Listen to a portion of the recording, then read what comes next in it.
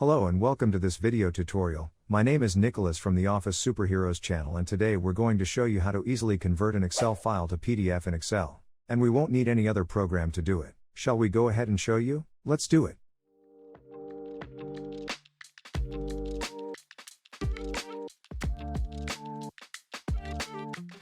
We can convert our data to PDF really quickly and very easily in Excel. There are a number of ways to convert a file to PDF, but we're going to show you the easier and faster one today. First, we need to click on the File button, which is located in the top bar at the edge of the screen. Click on the File button. Now we will select Export. We click on the PDF/XPS button. Here we will see a window asking us where we want to save the PDF file. We select the location where we want to save the file. As we can see below, we have several options for editing the file.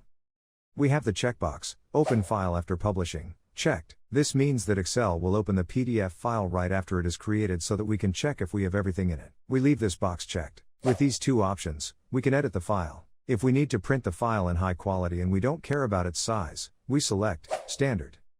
However, if we care about the size and want to limit the size, we select Minimum Size. We leave the Standard option selected. Now click on Options to see more editing options. We can choose which pages we want to have included in the PDF file. Whether we want to have the whole table selected or just part of it. Next, we can choose whether we want to publish the PDF file from our selection or from the active sheet, selection, or the whole workbook. If we previously set Print, and now do not want to use this setting, we can simply ignore it by checking this box. We do not want to use this setting now.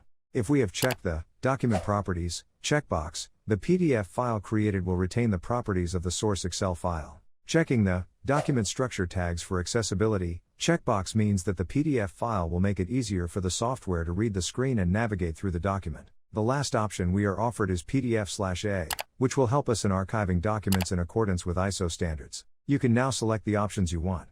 We click on the OK button. Then click on Publish and we are done. This is our PDF file. It was a piece of cake, wasn't it? Thank you for watching this video. I hope it helped you. If it did, let us know via a comment or a like. Would you like to see more videos on how to quickly learn how to work with Excel? If so, don't forget to subscribe. That's all from me. I'm Nicholas from Office Superheroes and I hope to see you in the next video.